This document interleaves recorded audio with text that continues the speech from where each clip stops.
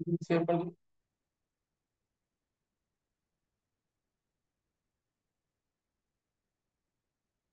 ओम, आपको प्रणाम, आपको नमस्कार।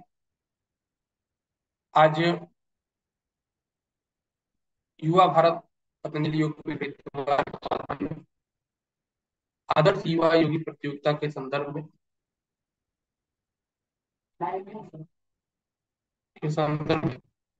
आपको आज हमारा पहला दिवस है और इसका ट्रेनिंग सेशन हमारा प्रारंभ हो चुका है। तो जो भी बच्चे हमारे साथ जुड़े हैं उन सबका स्वागत है। जो नहीं जुड़ पाए, आपका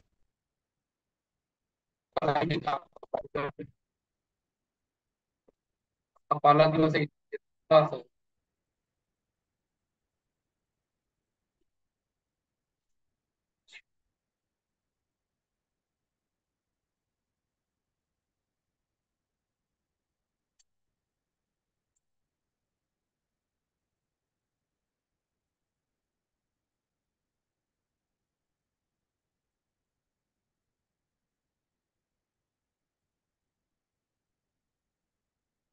लाइव चालू हो गया है ना?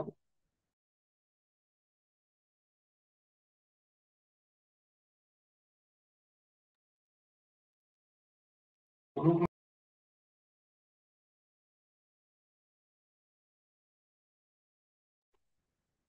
तो चलिए, सभी को नमस्कार, सभी को प्रणाम। और आज के सत्र में आप सबका स्वागत है। सेशन आपको YouTube पे भी लाइव स्टार्ट हो चुका है। तो जिनको भी टेक्निकल से प्रॉब्लम हो रही है, सब लोग YouTube देखें। मैं कहूँ कि आप जूम पे ना आइए, हमने वैसे दिया हुआ है। आप YouTube पे जाइए और YouTube से ही आप वहां पे देखिए, आपको चीजें स्पष्ट आएंगी। और आपका कोई क्वेश्चन होगा तो आपका हम क्वेश्चन भी ले लेंगे। मैं एक बार आपका कुछ भी फीडबैक अगर दी होगा तो मैं भाई मार्कंडे जी से बोलेंगे कि उसका कैप्शन मोबाइल में ऑन करके कर दे देंगे। तो जिनका भी कोई कमेंट आदि होगा तो आप उस पर करिएगा। तो चलिए शुरू करते हैं। आइए, कमर सीधी करेंगे, गर्दन सीधी करेंगे और ओम का उच्चारण करेंगे, एक वैदिक मंत्र का उच्चारण करेंगे। 21 दिन का ये आदर्श युवा योगी योगिता के संदर्भ में ये प्रशिक्षण। और आपको 21 दिन में 21 विषयों के बारे में जानकारी दी जाएगी, 21 मंत्रों के बारे में आपको बताया जाएगा, आपको याद कराया जाएगा, आपको स्मरण कराया जाएगा। और एक ही बात को अलग अलग प्रकार के शब्दों में हम आपके मध्य में अभिव्यक्त कर रहे हैं, बता रहे हैं। तो उसको आपकी स्मृति में हो, वो आपके स्वभाव में हो, उसके लिए आपको आज से हमारा ये पूरा सत्र प्रारंभ हो रहा है। तो जितने भी बच्चे भाग ले रहे हैं, आप सबका मैं बहुत बहुत स्वागत करता हूँ, अभिनंदन करता हूँ। और सबसे पहले आपको अपना परिचय दे दूं। मेरा नाम ब्रिजमोहन है और परम पूज्य योग ऋषि स्वामी रामदेव जी महाराज ने बच्चों में, युवाओं में योग का विस्तार देने के लिए, योग का संस्कार डेवलप करने के लिए हमें उत्तर प्रदेश पूर्व के राज्य प्रभारी की जिम्मेदारी दी है। और उस दायित्व के अंतर्गत आज मैं आप सबके मध्य में बात कर रहा हूं। और आज का सत्र, प्रथम दिवस का सत्र हम आपका लेने वाले हैं। तो आप सभी तैयार हैं? Are you ready? रेडी है तो कमेंट करके बताइए। कमेंट किस में? यूट्यूब में। यूट्यूब में कमेंट करके बताएंगे। यूट्यूब का जो कमेंट बॉक्स है मेरे सामने थोड़ा शो करिएगा। तो यूट्यूब में आपको ये सारी चीजें आपको दिख जाएंगी। तो चलिए, सभी कमर सीधी करेंगे, गर्दन सीधी करेंगे और मुद्रा लगाएंगे, ध्यान। ये 3 उंगलियां बिल्कुल सीधी होगी। कौन सी 3 उंगलियां? ये 3 उंगली। ये 3 उंगलियां सीधी होगी। कौन कौन? अंगुष्ठा, तर्जनी, मध्यमा, नामिका और कनिष्ठ। ये 5 उंगलियां आपकी हैं। तो आप अपना इंडेक्स फिंगर और थंब, ये दोनों को आपस में टच करेंगे और दोनों को मिला के और कमर को सीधी करके बैठेंगे। सब लोग कमर को सीधी करके बैठेंगे और आप यूट्यूब से, आप लोग जुड़िए, यूट्यूब से कनेक्ट रहिए। यूट्यूब से कनेक्ट होने का फायदा आपको यह है कि आप बार बार अंदर और बाहर नहीं होंगे, डिस्कनेक्ट नहीं होंगे। तो सभी लोग यूट्यूब से जुड़िए। आइए, अब लंबी गहरी श्वास को भरते हुए एक बार ओम का उच्चारण करेंगे और ओम के उच्चारण के साथ फिर प्रारंभ करें।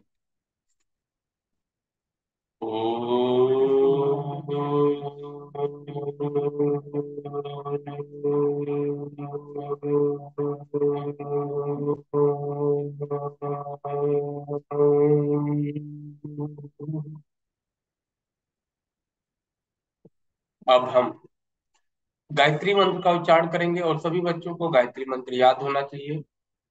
दोनों हाथों को जोड़ लीजिए। और आप सब मेरे मैं एक बार बोलूंगा, आप दोहराएंगे। ओम भूर्भुवः स्वः। ओम भूर्भुवः स्वः। तत्सवितुर्वरेण्यं। तत्सवितुर्वरेण्यं भर्गो देवस्य धीमहि। भर्गो देवस्य धीमहि धियो यो नः प्रचोदयात्। धियो यो नः प्रचोदयात्। ओम शांति शांति शांति।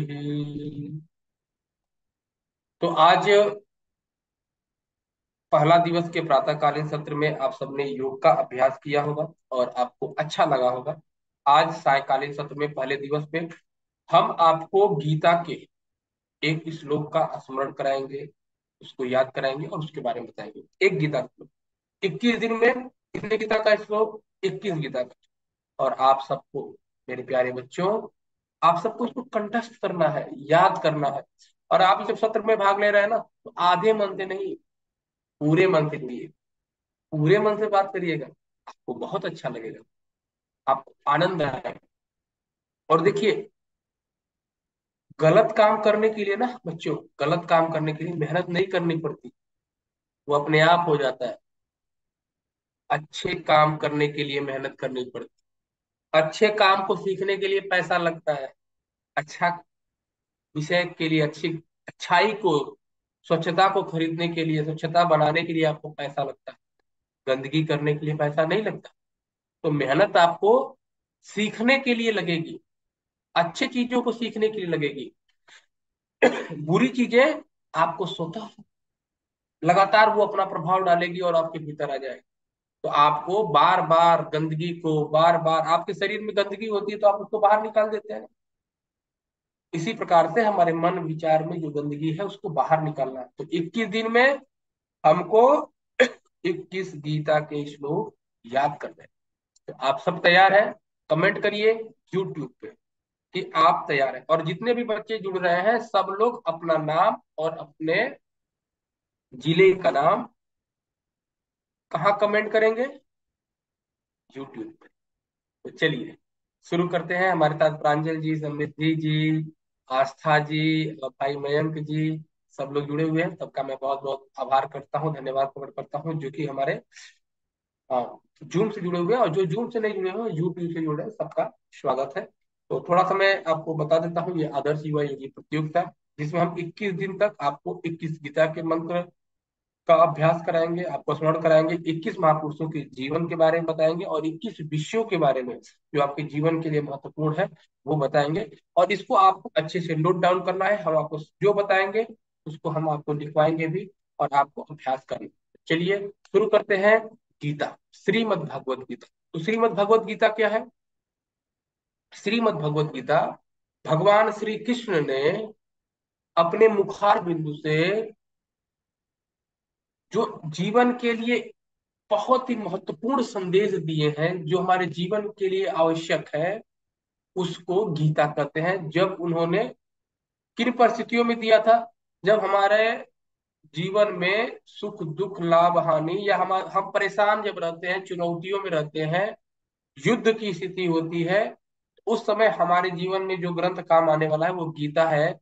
इसीलिए, क्योंकि गीता को जब भगवान श्री कृष्ण ने अर्जुन को बताया था, तो वो कौन सा समय था? युद्ध का समय था। दोनों तरफ सेनाएं खड़ी हुई है और बीच में ये उपदेश दिया जा रहा है। अब आप सोचिए कि दो घरों में झगड़ा हो रहा है और कोई तीसरा व्यक्ति जाके उपदेश दे, तो आपको कैसा लगेगा? लेकिन उस समय गीता का उपदेश दिया किसने? श्री कृष्ण ने। तो दो विषयों को जानिए कि अगर आपके यहाँ किसी के घर पे कोई समस्या, विवाद हो रहा है, कोई व्यक्ति अगर जाके कोई अच्छी बात बताएंगे तो क्या कहेंगे? उपदेश मत दो, जाओ। तो संदेश किसको देना चाहिए, उपदेश किसको देना चाहिए? जो सुनने की इच्छा रखता हो, जो जानने की इच्छा रखता हो। तो आप सब सुनने की इच्छा रखते हैं, आप सब जानने की इच्छा रखते हैं कि नहीं? अगर रखते हैं तो हाथ उठा के बताइए। रखते हैं। यस।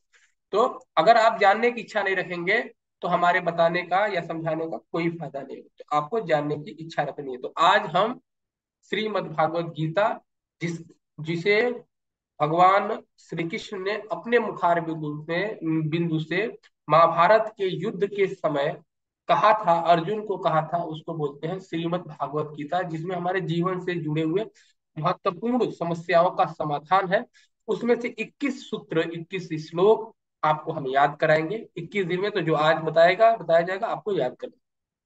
तो शुरू करते हैं। आज पहला दिन था इसलिए थोड़ा आपको डिस्क्रिप्शन ज्यादा दे दिया। कल से आप सीधे टॉपिक पे ले चलेंगे।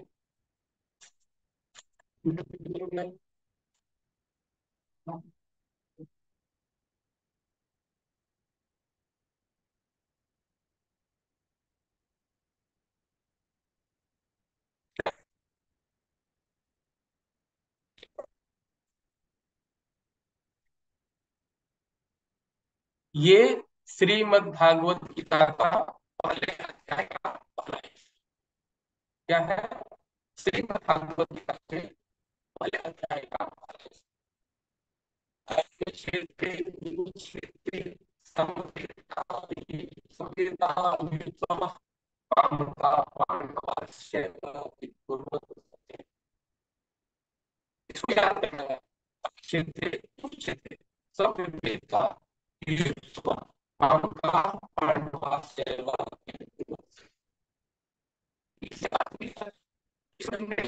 ये कहाँ का है? श्री भागवत गीता का प्रथम अध्याय। कौन सा श्लोक है? कुरुक्षेत्रे कुरुक्षेत्रे संकीर्तन पांडवास्य चलिए सब भाषा बोलेंगे।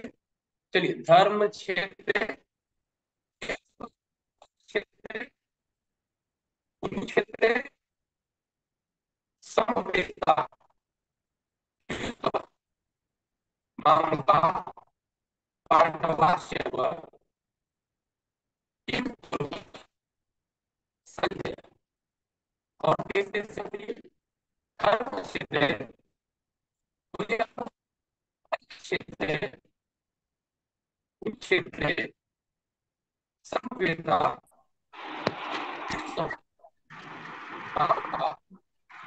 पांडवास्य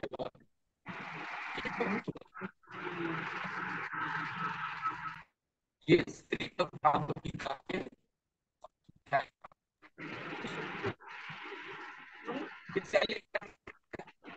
तो आवाज नहीं क्लियर हो रहा है।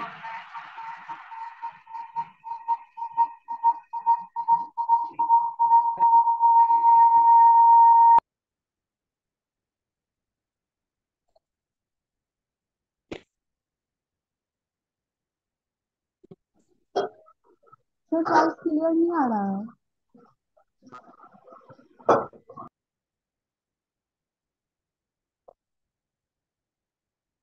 सर वॉइस क्लियर नहीं है।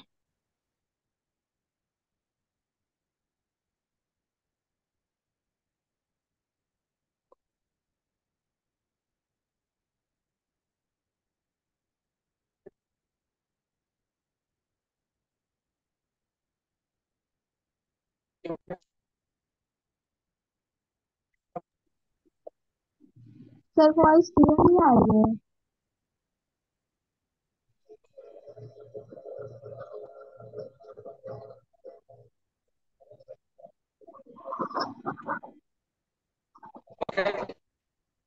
No sir.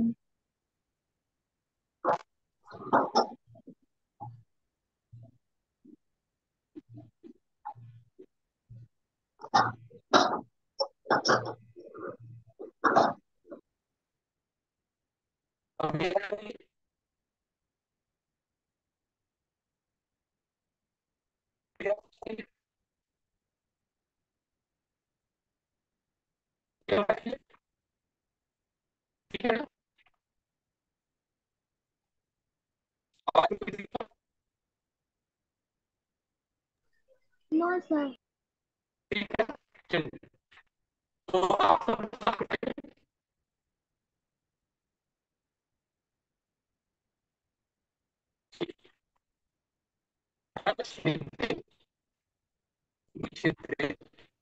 सर नहीं आ रहा है। पता नहीं आ रहा है, आवाज नहीं आ रहा है, ये कौन बोलेगा? सर आपकी आवाज कट रही है। अभी आवाज आ रही है? सर नहीं आ रही है आवाज। अभी आवाज आ रही है? No sir. No sir.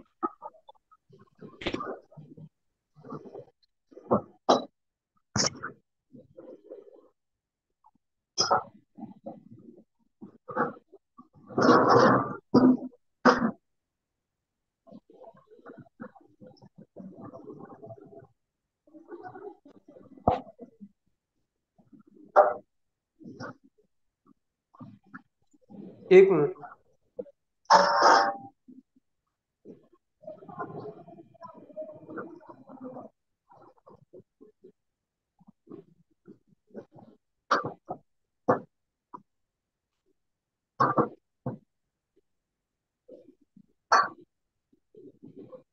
अभी आवाज आ रही है सही? यस।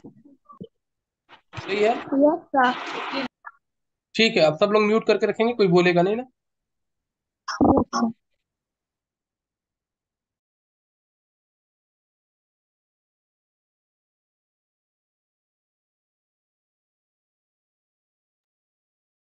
कोई बोलेगा नहीं, सब लोग शांत रहेंगे। ठीक है ना, थोड़ा डे वन पहला दिन है ना, तो नई तकनीकी के साथ है, तो आपको दिक्कत आ सकती है। कोई नहीं,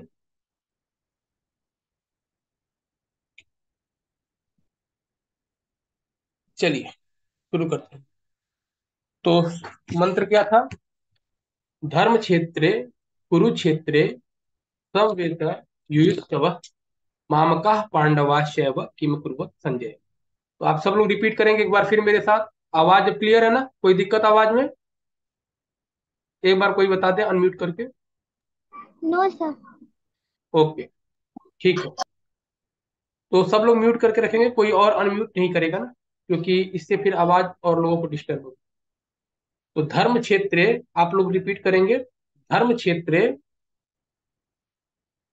कुरुक्षेत्रे, आप लोग बोलिए। आपका आप लोग बोल नहीं रहे हैं क्योंकि आपको फेस को हम देख रहे हैं। समृद्धि जी, प्रांजल जी, रिपीट करिए। धर्म क्षेत्र, धर्म क्षेत्रे माइक ऑन नहीं करना है। कुरुक्षेत्र समवेता युयुत्सव मामका पांडवाश्चैव पांडवाश्चैव किम कुर्वत संजय। एक बार फिर से इसको हमारे साथ पढ़ेंगे। धर्म क्षेत्रे कुरुक्षेत्रे समवेता युयुत्सव मामका पांडवाश्चैव पांडवाश्च किम कुर्वत किम कुत्र किम कुर्वत किम कुर्वत किम कुर्वत कुर्वत संजय। संजय। संजय। माइक ऑन ना करिए आप ना, कोई भी माइक ऑन ना करिए, जब हम बोलेंगे तब आप।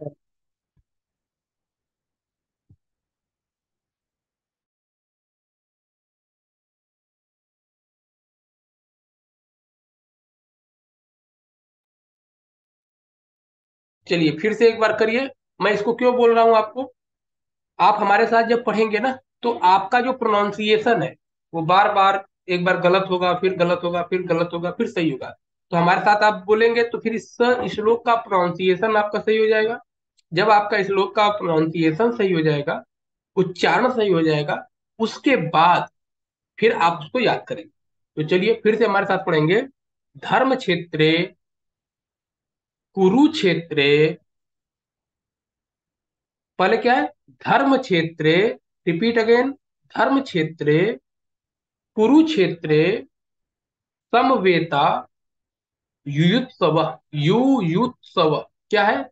युयुत्सव यु यु उत्सव, आधा त असव, युयुत्सव फिर माम काह, माम काह, बोलिए माम काह, पांडवाश्चैव, पांडवाश्चैव, इसको तोड़ देंगे, पांडवाश्चैव, पांडवाश्चैव, साथ में रिपीट करेंगे, पांडवाश्चैव किम कुर्वत संजय।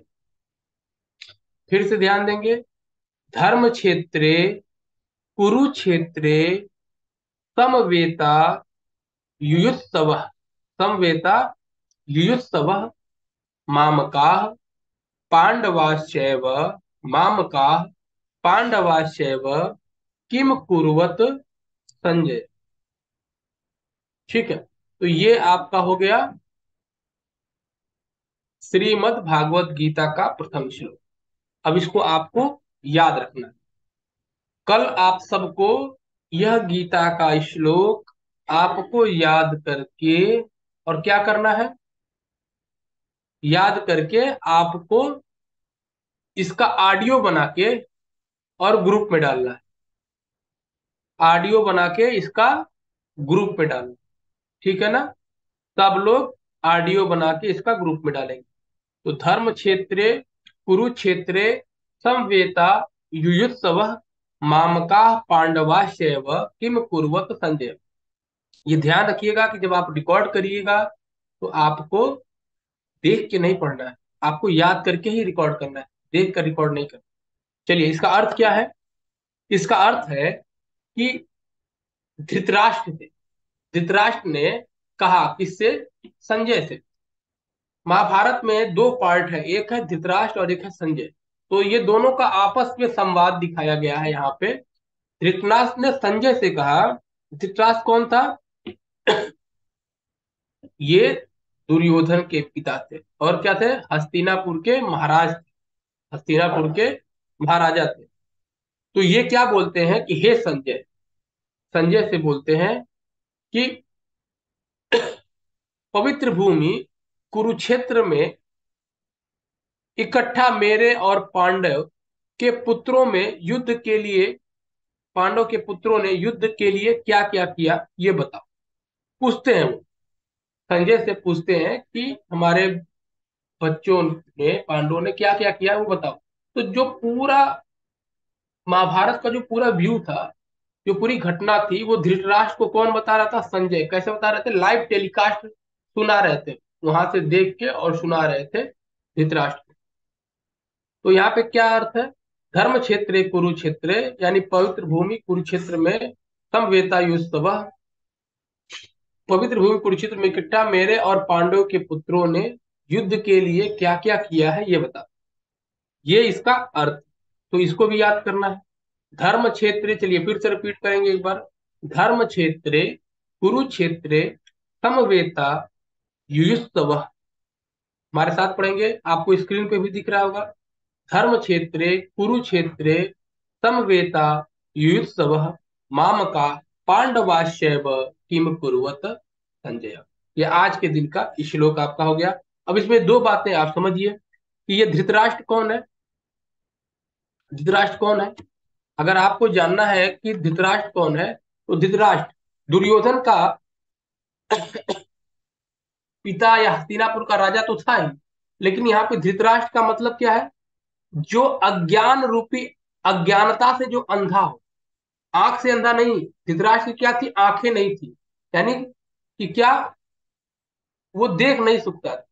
इसी प्रकार से यहाँ पे धृतराष्ट्र का मतलब जो अज्ञानी है, जिसके पास ज्ञान नहीं है। ज्ञान का मतलब क्या होता है, आंख, नेत्र, जिससे हम देख सकते हैं, समझ सकते हैं, दुनिया की चीजों को समझ सकते हैं। जैसे अब आपको, आपके घर में आपके जो बड़े बुजुर्ग होंगे वो मोबाइल को ठीक से नहीं चला पाते होंगे, और आप अच्छे से चला पाते हैं, क्यों, क्योंकि जो आपके बड़े बुजुर्ग हैं उनको उसका ज्ञान नहीं, तो वो उसको नहीं चला पाते, आपको ज्ञान है इसलिए चला पाते हैं। तो यहाँ पे धृतराष्ट्र का अर्थ क्या है, अज्ञानता से, अज्ञानता से, अज्ञानता का मतलब कि अंधापन, अज्ञानता रूपी अंधापन, अज्ञानता से वो अंधा है, उसके पास ज्ञान की चक्षु नहीं है। चक्षु का मतलब क्या होता है, आंखें, उनके पास नेत्र नहीं है, ज्ञान का नेत्र नहीं है। तो धृतराष्ट्र क्या है, वो अज्ञानता का प्रतीक है। और संजय क्या है, संजय का अर्थ होता है संयम। तो संजय क्या है, वो संयम का प्रतीक है। संजय क्या कौन है? हमारे मन के भीतर जब हम कोई गलत कार्य करते हैं या कुछ भी करते हैं तो हमारा मन में एक संयम रूपी संजय बैठा रहता है। वो बार बार कहता है कि गलत मत करो, गलत मत करो, गलत मत करो।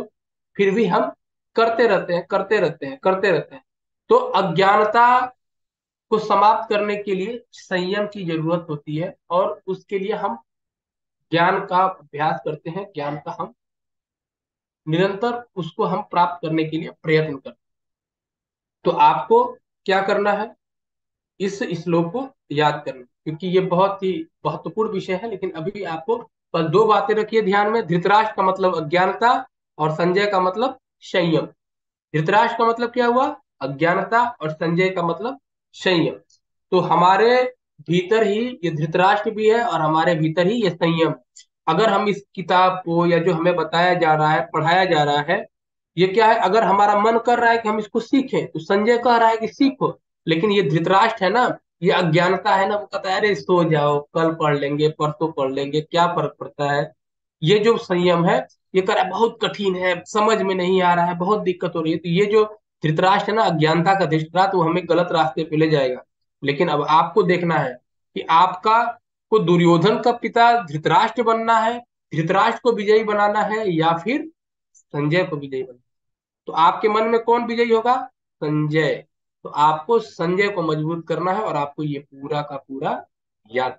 तो आपको आज का होमवर्क, कि कल आप सभी लोग सुनाएंगे, धर्म क्षेत्र कुरुक्षेत्र समवेता युस्तव माम का पांडवास्यैव किम कुर्वत संजय। ये श्लोक आपको याद होना चाहिए, और आपको कल सुनाएंगे। कहाँ पे? रिकॉर्ड करके ग्रुप में डालेंगे, और सिर्फ अनावश्यक नहीं लिखेंगे, बस इतना ही डालेंगे। तो सभी बच्चों के लिए आज का निर्देश, जो बच्चे ग्रुप में नहीं डाल सकते, वो अपने गुरु जी को, अपने माता पिता को इसको सुनाएंगे। आपने इसको याद किया, तो आप कल सुबह में, या जब आपको फुर्सत मिले, अपने पिताजी को, अपने माताजी को, बड़े भाई को, दीदी को, बुआ को, मौसी को, दादा को, दादी जी को, नाना को, नानी को, जो भी आपके आस पास हो, गुरुजी, टीचर, जो भी आप बोलते हो, उनको बताइए कि आज हमने ये श्लोक याद किया है। कौन सा श्लोक? धर्म क्षेत्रे कुरुक्षेत्रे समवेता युस्तव माम का पांडवाश्चैव किम कुरुवत संजय। उन्होंने कहा बहुत अच्छी बात है। तो आप बात बोलेंगे। एक चीज और हमने समझी है, इसका अर्थ भी हमें पता है। अर्थ क्या है? धृतराष्ट्र ने कहा किससे? संजय से, कि पवित्र भूमि कुरुक्षेत्र में इकट्ठा मेरे और पांडव के पुत्रों में युद्ध में क्या क्या चल रहा है, ये बताओ। ये इसका अर्थ। फिर इसके बाद आपको क्या बताना है? उनको ये भी बताना है कि धृतराष्ट्र का मतलब क्या होता है? अज्ञानता। यानी जितने लोग अज्ञानी है ना धरती पे, दुनिया पे, जो उल्टे सीधे गाली देते रहते हैं, गलौज करते रहते हैं, कुछ भी बोलते रहते हैं, झूठ बोलते हैं, फ्रॉड करते हैं, स्वार्थ में लगे रहते हैं, ये सब क्या है? धृतराष्ट्र। और संजय क्या है? ये ज्ञान रूपी संजय है। ये इसका, हम क्या करते हैं ना, कि हमारे अंतःकरण में ये ज्ञान होता है, लेकिन हम ना, हम अज्ञानता से इतने भरे होते हैं कि हम उसको देखना नहीं चाहते। तो आपको संजय बनना है। इसके बाद इसमें कहा है कुरुक्षेत्र। कुरुक्षेत्र का मतलब क्या होता है? ये जो हमारा शरीर है ना, यही कुरुक्षेत्र है। और इसका सबसे पवित्र क्षेत्र क्या है? वो हृदय। और हृदय में क्या चीजें होती हैं? अच्छी अच्छी चीजें होती हैं, बहुत पवित्र पवित्र चीजें होती है, दिव्य भावनाएं होती हैं, प्रेम होता है, करुणा होती है, दया होता है, सेवा होता है, ये सब बातें होती हैं। तो आगे जब हम श्लोक पढ़ेंगे, तो हम आपको जब बताएंगे, तो फिर इसका अर्थ आपको और अच्छे से समझ में आएगा। फिर लास्ट में हम इसका अर्थ बताएंगे, क्योंकि इस श्लोक में पूरी गीता है। लेकिन अभी आपको ये पूरा बताएंगे तो आपको समझ में नहीं आएगा। तो इसलिए जब हम आगे के श्लोक जब हम आपको बता देंगे, फिर इसको अंत में एक दिन पढ़ाएंगे, तो आपको ये समझ में आएगा कि इसका बड़ा मतलब क्या है। अभी सिर्फ आप इसमें से तीन बातें लीजिए।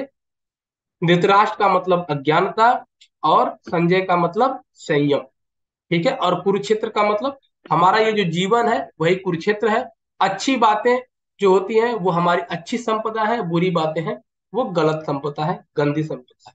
तो बस इतना ही आज के श्लोक वाले सेशन में। आपका टाइम हमने लिया ज्यादा, अब हम आगे बढ़ेंगे। और आगे आज हम बताएंगे आपको एक महापुरुष के जीवन के बारे में, ठीक है। तो गीता का हमारा हो गया श्लोक पूरा, आज का आपका चैप्टर पूरा। और गीता में हमें श्लोक मिला है, धर्म क्षेत्रे कुरुक्षेत्रे समवेता युस्तव माम का पांडवाश्चैव किम कुरुवत संजय। तो मेरे आप सभी कृष्ण हैं, और आप सभी कृष्ण के ही स्वरूप हैं, भगवान के स्वरूप हैं। और आप इस श्लोक को याद करके अपने घर में जरूर सुनाएंगे, ऐसा मुझे विश्वास है।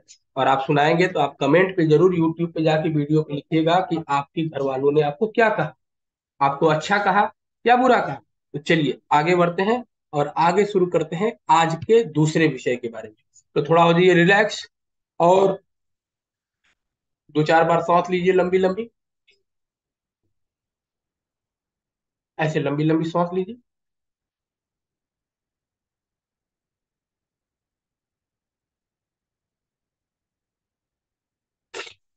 रुका गया। हाँ, सेकेंड टॉपिक का। चलिए।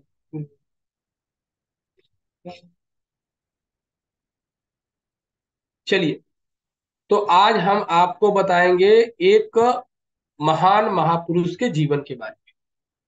वो महान महापुरुष कौन है? तो आज के 21 दिनों में हम 21 व्यक्ति के, 21 महापुरुषों के जीवन के बारे में आपको बताएंगे। तो देखिए, महापुरुष का जीवन बहुत बड़ा है, लेकिन उनके बारे में बहुत कुछ नहीं बता सकते, लेकिन आपको संकेत के रूप में हम आपको बताएंगे।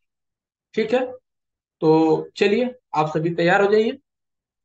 और आज हम बात करेंगे किसके बारे में? प्रभु श्री राम के बारे में। किसके बारे में? भगवान श्री राम के बारे में बात करेंगे। और भगवान श्री राम कौन है? तो आप नोट करिए, भगवान श्री राम कौन है? तो भगवान श्री राम मर्यादा के देवता है। किसके हैं? मर्यादा के देवता। आप लोग लिख रहे हैं ना? सब लोग नोट बनाइएगा, सब लोग लिखिएगा, अच्छे से इसको तैयारी करिएगा, अच्छे से पढ़िएगा।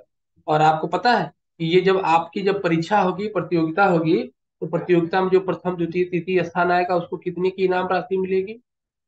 तो आपको इस चीजों से आपके जीवन में अच्छी अच्छी चीजें तो आएंगी ही आएंगी, आप बेहतर तो बनेंगे ही, लेकिन साथ में आपको पुरस्कार भी मिलेगा, आपको सम्मान भी मिलेगा, आपको गौरव भी होगा।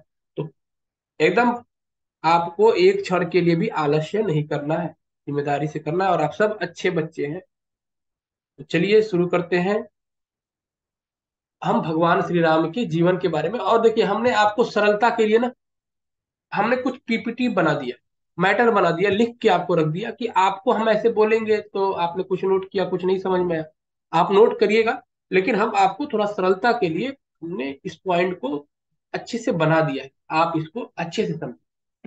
तो हम बात करेंगे भगवान श्री राम के बारे में। भगवान श्री राम कौन है? मर्यादा पुरुषोत्तम भगवान श्री राम। अब तक के मानव जीवन के इतिहास में भगवान श्री राम जैसा व्यक्तित्व अभी तक कोई नहीं। भगवान श्री राम युगों युगों से पूजे जाते हैं। वो इसलिए नहीं पूजे जाते क्योंकि वो राजा दशरथ के पुत्र थे, वो बहुत बड़े राजा थे, बल्कि इसलिए वो पूजे जाते हैं क्योंकि वो मर्यादा के देवता थे। किसके थे? मर्यादा के देवता। अच्छा, आपने सुना होगा भगवान लक्ष्मी, अरे माता लक्ष्मी, माता लक्ष्मी किसकी देवता है? धन की। किसकी है? धन की। अच्छा, माता सरस्वती किसकी देवता है?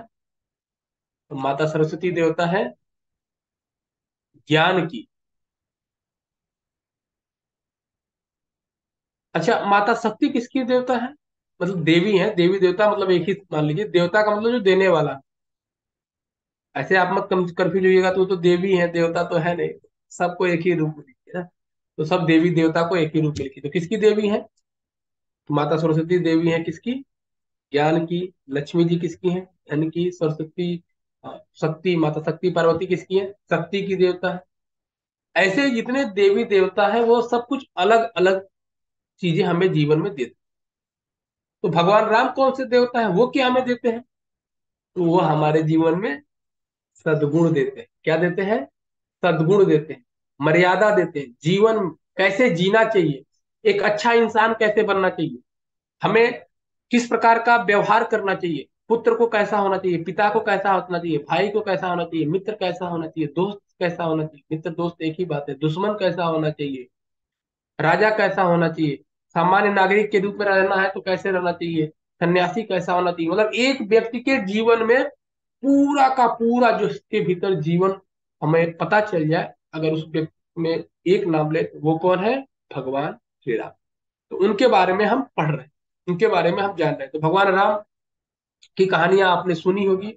अयोध्या में प्रभु श्री राम का मंदिर भी बन चुका है। और अभी इस बार रामनवमी में आप सबने उनका तिलक, सूर्य तिलक देखा है, सबने देखा है ना। तो अब वो कौन थे, क्यों उनकी इतनी पूजा होती है, उनका इतिहास क्या है। तो भगवान श्री राम राजा दशरथ के पुत्र थे। उनके कितने भाई थे, उनके चार भाई थे। कौन कौन, उनके पहले भाई थे भरत, लक्ष्मण और शत्रुघ्न। उनके पिताजी का क्या नाम था, दशरथ। उनकी तीन माताएं थी, कौन कौन, कौशल्या, सुमित्रा और कैकेयी। तीन माताएं उनकी थी। उनकी पत्नी का क्या नाम था, तो माता सीता उनके पत्नी का नाम। उनके सबसे बड़े भक्त कौन थे, तो उनके सबसे बड़े भक्त थे हनुमान जी। आप सब नोट करिएगा, उनके सबसे बड़े भक्त कौन थे, हनुमान जी। उन्होंने किसको मारा था, वैसे तो उन्होंने बहुत लोगों को मारा था, लेकिन उन्होंने जो सबसे बड़े अपराधी को मारा था, जो सरगना था, सबसे बड़ा अपराधी था, जिसका नाम था रावण। रावण का क्या किया था उन्होंने, वध किया था। तो ये भगवान राम के जीवन का एक ओवरव्यू है।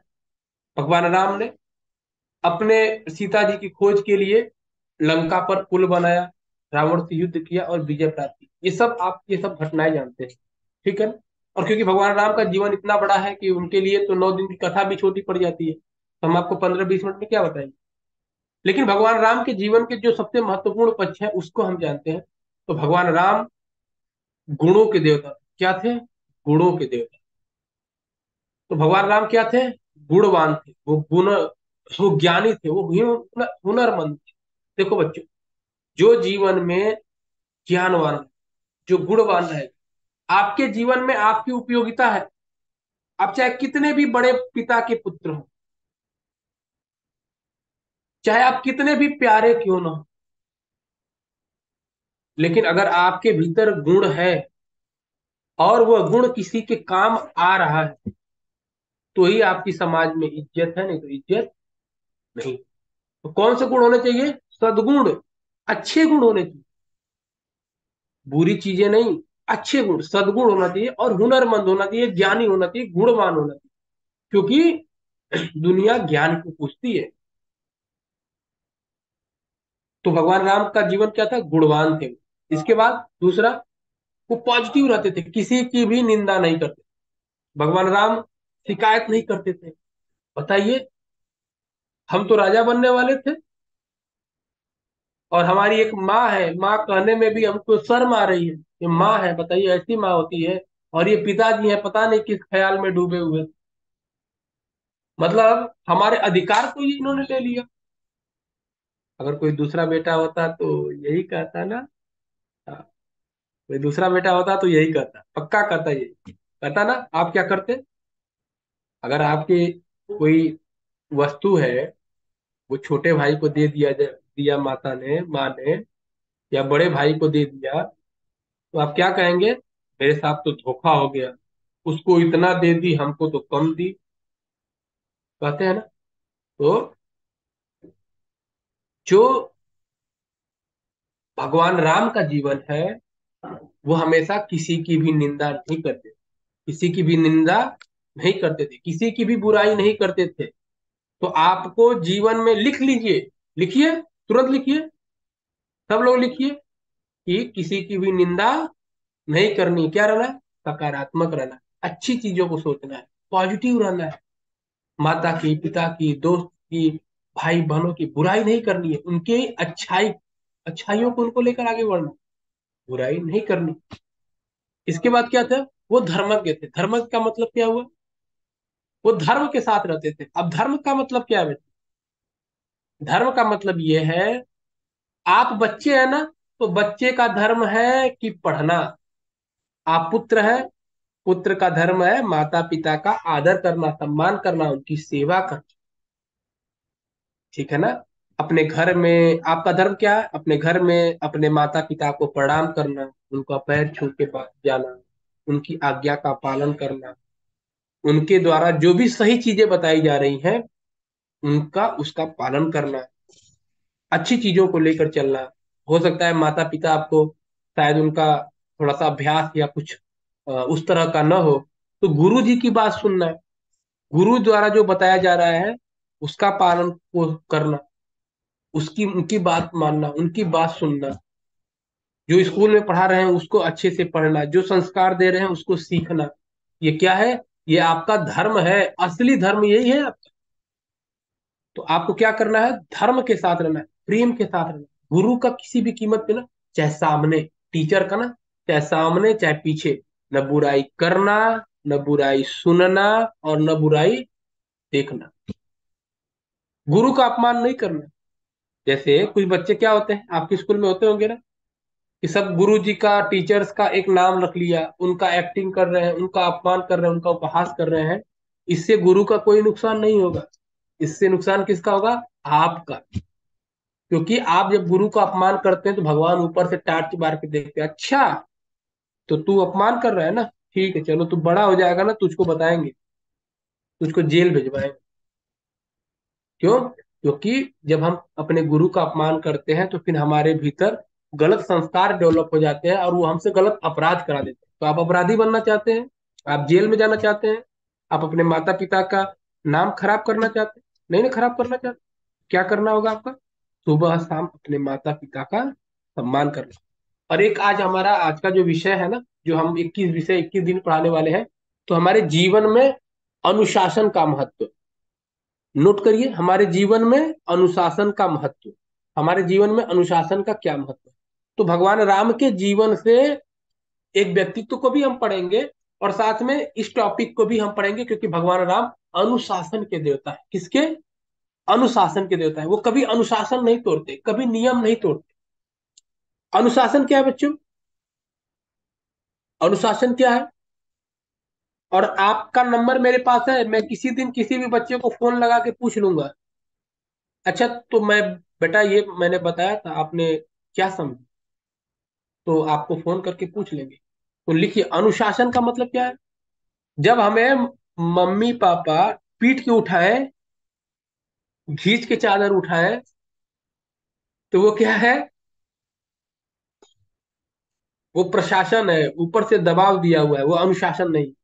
लेकिन जब हम अपने आप उठने लगे, जब हमें कोई कुछ कहे ना, हम समय से उठे, समय से खाना खाएं, समय से पानी पिए, समय से विद्यालय जाए, गुरु जी ने जो हमें बात कही है उसको करें, स्कूल में शोर शराबा न करें, शांति से बैठें, उनके निर्देशों का पालन करें, अपने स्कूल में स्वच्छता का ध्यान रखें, सफाई का ध्यान रखें, और सबके साथ प्रेम के साथ आदर के साथ रहें, मिले, वो क्या है?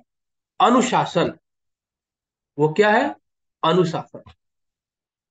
और अगर कोई आपको डंडा मार के बैठा रहा है, बैठ जाओ, चुप हो जाओ, और कितना भी करे वो चुप नहीं हो रहे, तो वो क्या है?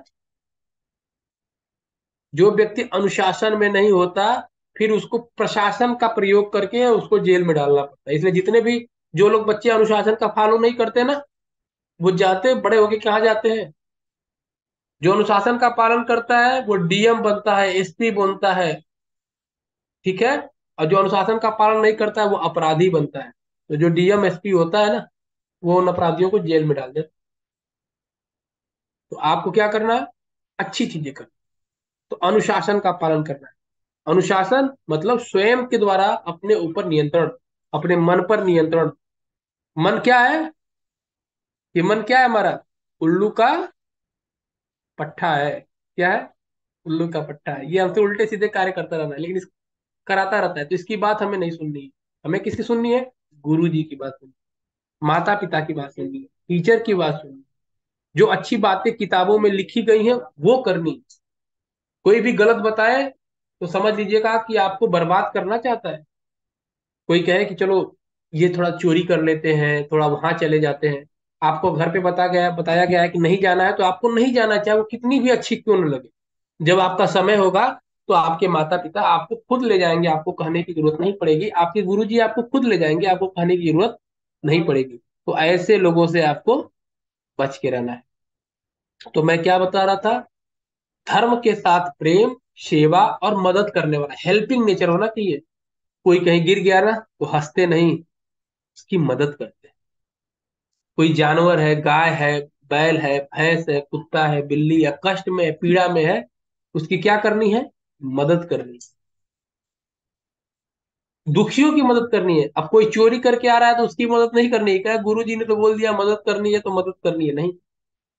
जो गलत काम करेगा उसकी मदद नहीं करना, जो अच्छा काम करेगा उसका मदद करना।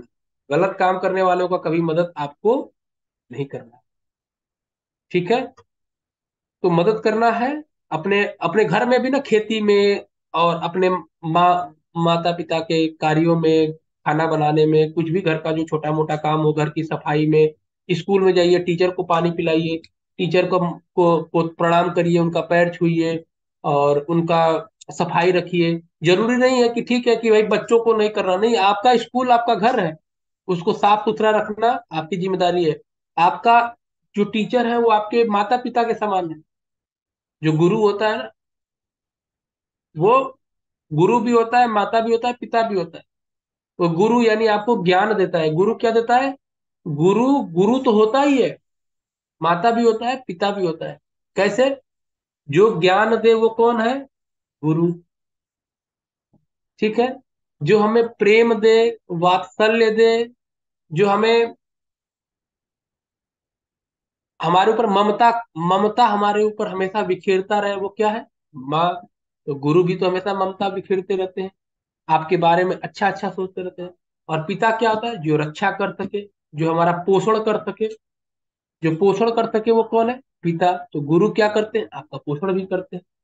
तो गुरु का सम्मान बहुत ऊंचा है, ठीक है। तो आपको उनकी उनके स्कूल में भी जाए, विद्यालय में भी जाए, यहाँ पे चार्जिंग पॉइंट है, तो उनका हमें आदर करना है, सम्मान। ये आपके जीवन का अनुशासन होना चाहिए, ये आपको करना है। और ये करेंगे नहीं, आज से ही, अभी से लागू, अभी से करना है, तभी आपका इस ट्रेनिंग का फायदा है। अगर आपने नहीं किया तो फिर ट्रेनिंग का कोई फायदा नहीं। तो आपको जाना है, आप ये ट्रेनिंग ले रहे हैं, इसका पता आपके स्कूल में भी लगना चाहिए। कैसे? बता के नहीं कि मैं ट्रेनिंग ले रहा हूँ, आपके स्वभाव से, आपके आचरण से, आपके वाणी से, आपके व्यवहार से ऐसा लोगों को पता लगना चाहिए कि क्या बात है, कि आज समृद्धि का तो पूरा मतलब माहौल ही बदला हुआ है, क्या बात है। आप तो बड़े ही अच्छे से बात कर रही है, बड़ा ही सम्मान से बात कर रही है। तो प्रांजल के भी टीचर कहेंगे, प्रांजल तुम तो बदली बदली लग रही हो, क्या बात है? तो क्या कि हाँ, हम योग सीख रहे हैं ना, उसका इफेक्ट है। तो जो आप सीख रहे हैं तो उसका इफेक्ट आपके लाइफ में होना चाहिए, ठीक है। अब नेक्स्ट पॉइंट चलते हैं, कृतज्ञ। कृतज्ञ का मतलब क्या होता है? कृतज्ञ का मतलब क्या होता है? विनम्र, अपनत्व से भरा हुआ। विनम्र का मतलब क्या होता है? थोड़ा ये कठिन शब्द है, लेकिन आप धीरे धीरे सीख जाएंगे। कृतज्ञ का मतलब क्या होता है कि जैसे मान लो बेटा कि हमारे माता पिता ने हमको खाना खिलाया, हमें पाला पोसा बड़ा किया, इतना बड़ा किया। हमारे गुरु ने हमें पढ़ाया लिखाया, इतना बड़ा किया। तो उनके प्रति ना आदर रखिए, उनके प्रति, उनके अपने मन में ना उनके प्रति हमेशा इज्जत रखिए। वो कभी कुछ बोल दिए, डांट दिए, मार दिए, पीट दिए, ऐसा उसको मन में नहीं लगना, ठीक है। गुरु जी हैं, हमारे सुधार के लिए बात करते हैं। कभी कभी किसी और का गुस्सा आप पे भी निकाल दिया तो ठीक है, क्या करना है, गेहूं के साथ कभी घुन भी पीस जाता है, पीस गए, खत्म बात। लेकिन अपने मन में कभी उसका बोझ नहीं लेके चलना, क्योंकि बोझ नहीं लेके चलते, अच्छी चीजें लेके चलते, गंदी चीजों का बोझ लेके नहीं चलते, और गंदी चीजें बोझ ही होती हैं। तो आपको उनका इज्जत करना, उसको क्या बोलते हैं? कृतज्ञ।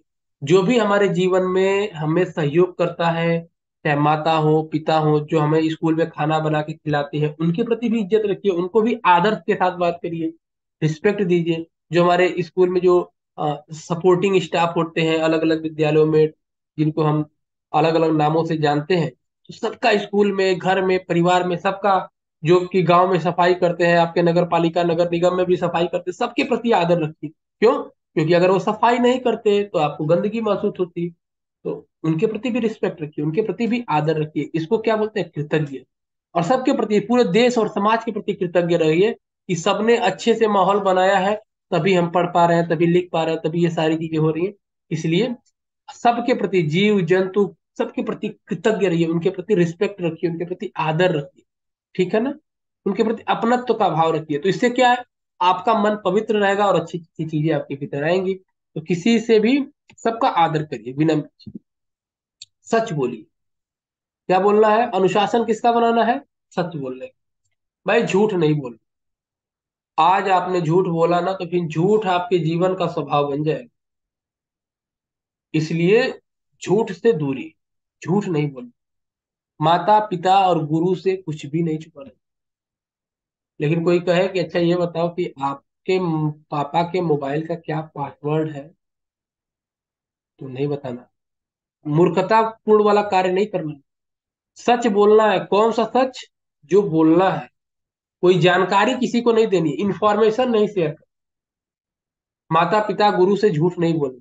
जैसे आज हम तो ऐसे ही मस्ती में नहीं गए और गुरु जी से बोल दिया हमारी तबीयत बहुत खराब थी इसलिए हम नहीं आ पाए, तो ये क्या हो गया? झूठ।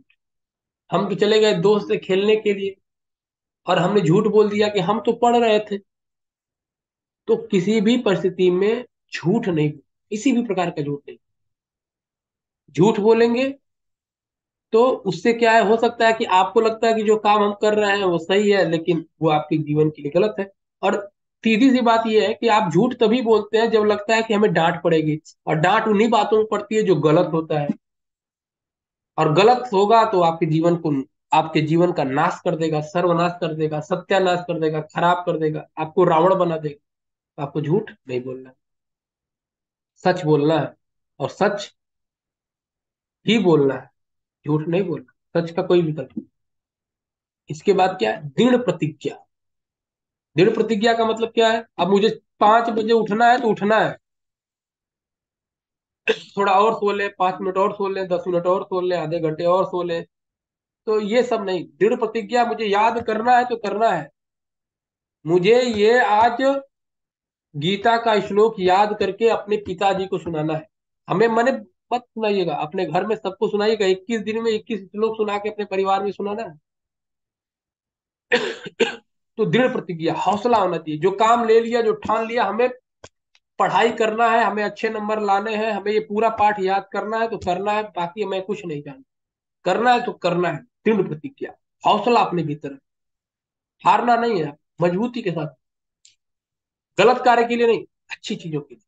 और कोई गलत कार्य करके पैसा कमा रहा है, कोई गलत कार्य करके आगे बढ़ रहा है, कोई गलत कार्य करके सम्मान पा गया, कोई गलत कार्य कर रहा है फिर भी उसकी इज्जत हो रही है, तो वो कुछ समय तक है, कुछ समय तक दिखेगा, वो लंबे समय तक नहीं रहेगा।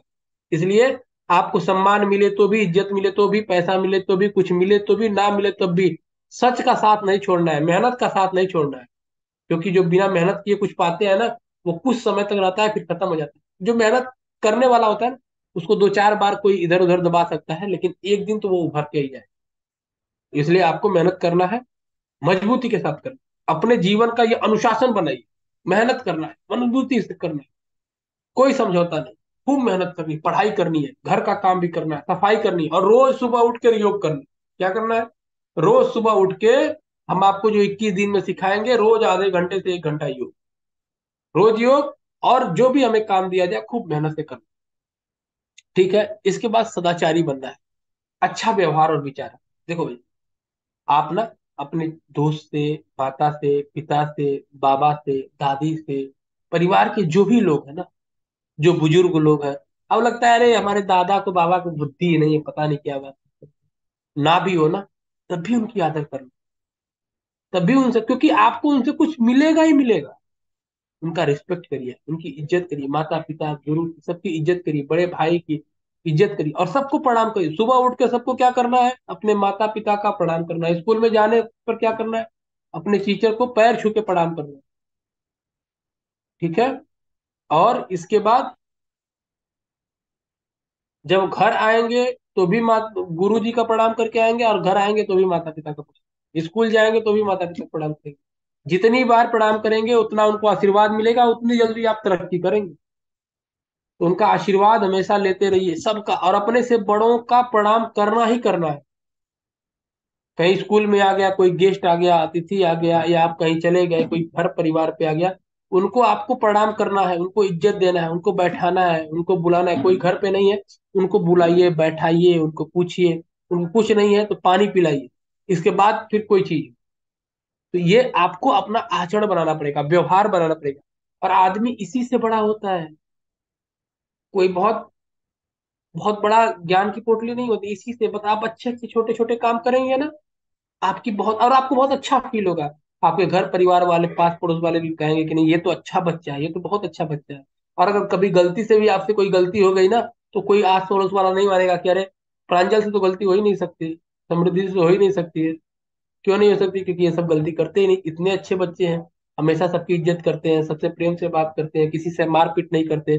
कभी किसी ने कुछ बोल भी दिया, कुछ गलत बोल भी दिया, तो माफी मांग लेते हैं, अच्छा ठीक है हमसे ही गलती होगी। और जो माफी मांग लेता है ना, जो लोगों को माफ कर देता है ना, वो बहुत बड़ा व्यक्ति होता है। सबका जो बहुत मजबूत, जो बहुत साहसी होता है ना, जिसके पास बहुत ताकत होती है ना, वही क्षमा कर पाता है। सबके पास क्षमा करने की ताकत नहीं है। इसलिए फालतू की चीजों में उलझिए मत, झगड़ा विवाद करिए मत, सबसे प्रेम से बात करिए। प्रेम से बात करेंगे तो 90% झगड़ा विवाद होगा ही नहीं। और अगर 10% हो भी गया, तो क्षमा मांग लीजिए, भैया आप ही जीत जाओ, हम हार गए। कोई वर्ल्ड कप थोड़ी ना लेना है वहां। ठीक है, चलो आगे बढ़ते हैं। सभी प्राणियों की रक्षा। देखिए भगवान राम इतने पराक्रमी थे, लेकिन वो मांस नहीं खाते थे, वो जीवों की हिंसा नहीं करते। अब एक प्रश्न आएगा कि भाई भगवान राम ने तो बहुत लोगों को मारा है। तो भगवान ने मारा नहीं है, उनका संहार किया है। वो अपराधी थे, वो आतताई थे, तो इसलिए उनको मार दिया है। उनको उनको मारा नहीं, उनको संहार किया है, उनको नाश किया है। क्योंकि वो नाश ना करे उनको, तो वो आम आदमी को, मानवता का नाश कर ले। तो सभी प्राणियों की रक्षक बने, मददगार बने, उनका सहयोग करें, उनके प्रति प्रेम रखें, आदर रखें। तो ये सभी प्राणी, चाहे वो जीव मनुष्य के अलावा, सबके प्रति आदर रखें, सबको सम्मान करें, और सबकी रक्षा। बुद्धिमान बने, खूब पढ़े लिखे और बुद्धिमान बने, विवेकशील बने। अच्छी चीजों को सीखते रहिए, सीखते रहिए। और आपको पता है कि जो, अगर आप पढ़ते हैं, ये चीजें सीखते हैं, तो जो चीजें 10,000 सालों में जो लोगों ने अपने अनुभव से सीख सीख के लिखा है ना, वो आप 10 वर्षों में सीख जाते। तो आप हमेशा विवेकशील बुद्धिमान बनिए। ये भगवान राम के बारे में मैं बता रहा हूं, लेकिन ये अनुशासन के साथ भी जुड़ा हुआ। भगवान राम क्या थे? भगवान राम की तरह हमें बनना है, तो वो विद्वान थे, बुद्धिमान थे, विवेकशील थे, और ये हमें अपने अनुशासन में भी लाना है। विवेक का मतलब क्या है? विवेक का मतलब ये नहीं है कि दिमाग लगा के चोरी कर लेना, ये विवेक नहीं है, ये चालाकी बोलते हैं।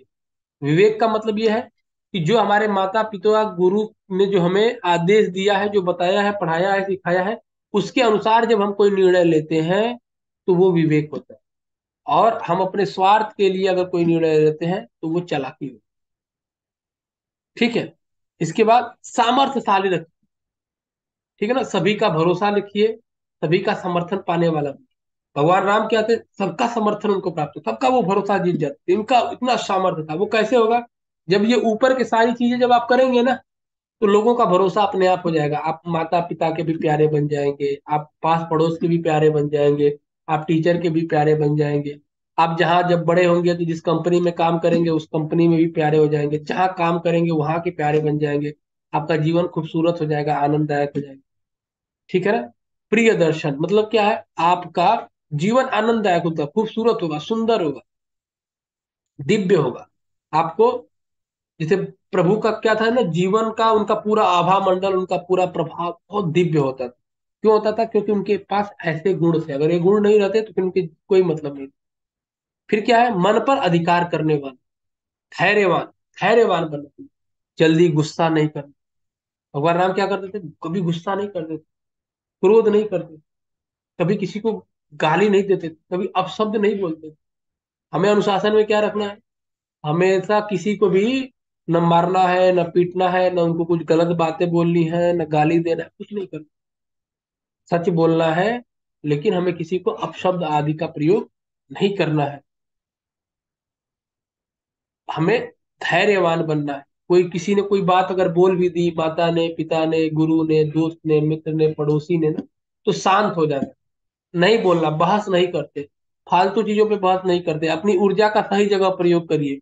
अहंकार को ना कभी भी, बेमतलब के विषयों पे बहस नहीं करते। अपने को जितना इन चीजों से बचा के रखेंगे, उतना सही जगहों पे लगा पाएंगे, उतना विवादों से बचेंगे।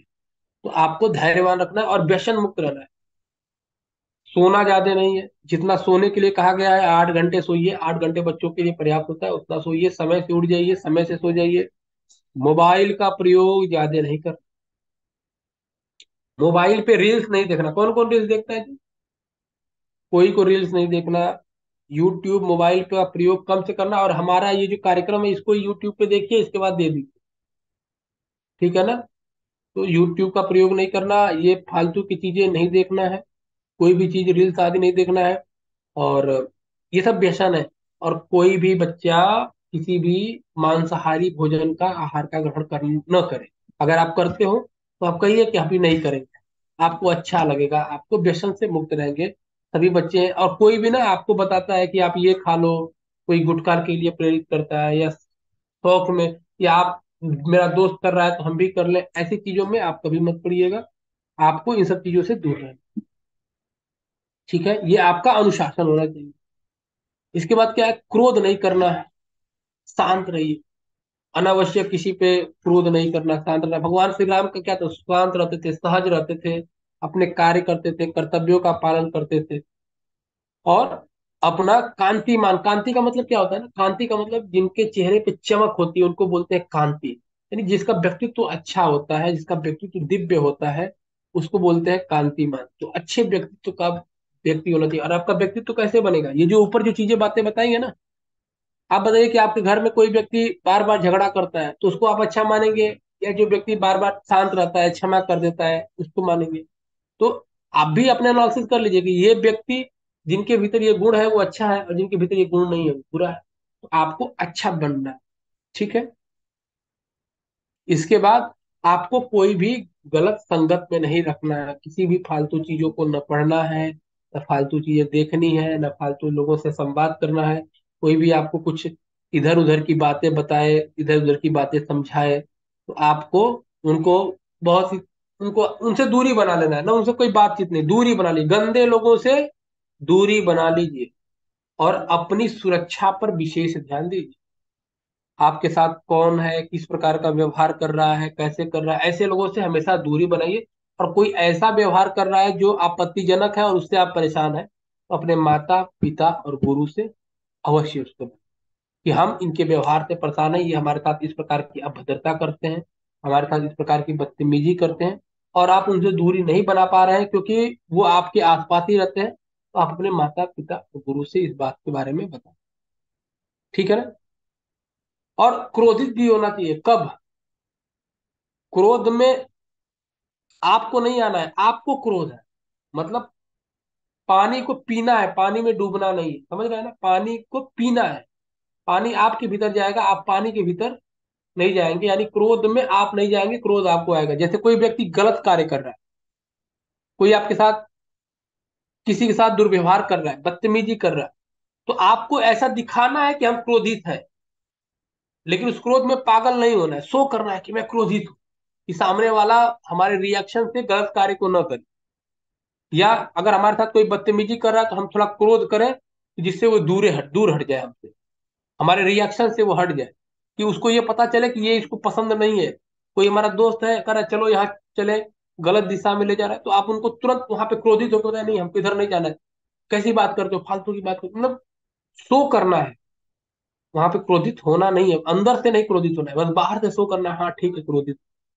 तो जिनके क्रोधित होने से देवता भी डर जाए, मैं मजबूती के साथ, जागरूकता के साथ, जोशीले तरीके से गलत बातों का हमें विरोध करना चाहिए। विरोध करना चाहिए किसका? गलत बातों का, लेकिन तरीके से। ऐसा नहीं है कि विरोध करने चले गए ये, और पता चला कि हम अपना ही नाश करा के चले। तो दिमाग तरीके से आप धीरे धीरे जब इसमें आगे बढ़ेंगे तो आप इसको समझ जाएंगे कि हमें किसका विरोध करना है, किसका नहीं करना है, ठीक है। इन बातों का ध्यान। और क्या आपने अनुशासन में रखना है, इसको आप अलग से नोट कर लीजिए। प्रतिदिन आज से ही आप अपने माता पिता का प्रणाम करके सोएंगे और माता पिता का प्रणाम करके उठेंगे। और आप सुबह में इस वीडियो पे कमेंट करेंगे, या किसी वीडियो पे कमेंट करेंगे कि आपने, आपको कैसा लगा, आपने माता पिताजी को प्रणाम करके सोए, दादा जो भी घर में बड़े हैं उनको प्रणाम करके सोए, सुबह में उठने के बाद प्रणाम किए, स्कूल में जाते समय प्रणाम किए, जाके स्कूल में टीचर का प्रणाम किए, फिर आते समय टीचर का प्रणाम किए, फिर घर आके प्रणाम किए। तो आपको कैसा महसूस, आपको कैसा फील हुआ, आप अपनी अनुभूति लिखिएगा। फिर बाद में लिखिएगा कि अच्छा हमने 4-5 दिन किया तो लोग हमारे बारे में क्या बात कर रहे हैं, आपको कैसा उसके बारे में अनुभूति हो रही है कि लोग कैसा सोच रहे हैं आपके बारे में, तो आपको अपने आप पता लगने लगे। तो ये काम आपको आज से करना है। सुबह समय से उठना है। सुबह उठ के आपको 2 गिलास 1 गिलास खाली पेट पानी पीना है। चाय आदि का प्रयोग आपको नहीं करना है, चाय से बचना है। ठीक है। बाकी जो आपको अनुशासन बताया है उसका पालन करना है, मोबाइल आदि से दूरी बनाना है। तो आपको अपने जीवन में अनुशासन पालन करके रखना है, और आगे जो जो बातें आपको बताई जाएंगी उन सब बातों को अपने जीवन में बना के रखना है। क्योंकि जब आप अनुशासन बनाते हैं तो आप राम हो जाते हैं। अनुशासन नहीं बनाते हैं तो रावण हो जाते हैं। आप अनुशासन बनाते हैं तो कृष्ण हो जाते हैं। अनुशासन नहीं बनाते हैं तो कंस हो जाते हैं। आप अनुशासन बनाते हैं तो प्रधानमंत्री बनते हैं, नरेंद्र मोदी बनते हैं। अनुशासन नहीं बनाते हैं तो किसी जेल में आतंकवादी बनते हैं, ओसामा बिन लादेन बनते हैं, आदि आदि। ये सब चीजें क्या होती है? अनुशासनहीनता की होती है। तो आप सब अच्छे बच्चे अनुशासन पूर्वक रहेंगे। तो आज आपको हमने 3 बातें बताई। एक, गीता का श्लोक याद कराया। दूसरा, एक महान व्यक्ति भगवान श्री राम का जीवन कैसा था उनके बारे में, उनके जीवन के बारे में बताया कि वो कैसे थे, किस प्रकार थे, किस प्रकार से अपने प्रेम के साथ रहते थे। और भगवान श्री राम का जीवन बहुत बड़ा है। आगे भी उनके जीवन में हम कुछ न कुछ बातें आपको बताते रहेंगे जोड़ के। लेकिन आज उनके बारे में मोटी मोटी हमने आपको बातें बताई कि कैसे हमें भाई के साथ, भाई को कैसे रहना चाहिए। और ये सब बातें आपको हम आगे भी थोड़ा थोड़ा करके बताएंगे। अभी जो ये मोटी मोटी बातें आपको बताई कि हमें इन चीजों का अपने भीतर ध्यान रखना है। और ये भगवान राम का जीवन जैसा हमारा जीवन हो जाए वही हमारा अनुशासन है। और उसी को आत्म अनुशासन कहते हैं। आत्म अनुशासन का मतलब हमारे द्वारा हमारे ही मन पर नियंत्रण, आत्म अनुशासन। तो इसका आप पालन करेंगे तो आप बहुत अच्छे प्यारे बच्चे हैं। सब लोग अपना नाम यूट्यूब पर कमेंट में जाके, जो इसमें भी जुड़े हैं ना, यूट्यूब पे जाके कमेंट में लिखिएगा कि आपको क्या अच्छा लगा, क्या नहीं अच्छा लगा। जो अच्छा लगा उसको आप बोलिएगा, जो अच्छा नहीं लगा उसको बोलिएगा, जो समझ में नहीं आया वो भी आप प्रश्न करिएगा। आप इन शिविर में, ये जो आपका कार्यक्रम चल रहा है इसमें आप अच्छे से आप लोग भाग लीजिए, आनंद करिए। और बस आज के लिए इतना ही। तो चलिए, अब हम लोग जो मंत्र आज हमने पढ़ा था उस मंत्र को हम उच्चारण करते हुए और आज के सेशन को हम पूर्ण करेंगे। चलिए हाथ जोड़ लीजिए। ओम धर्म क्षेत्रे कुरुक्षेत्रे समवेतायुत्सवः मामका पांडवाश्चैव किम कुर्वत संजय।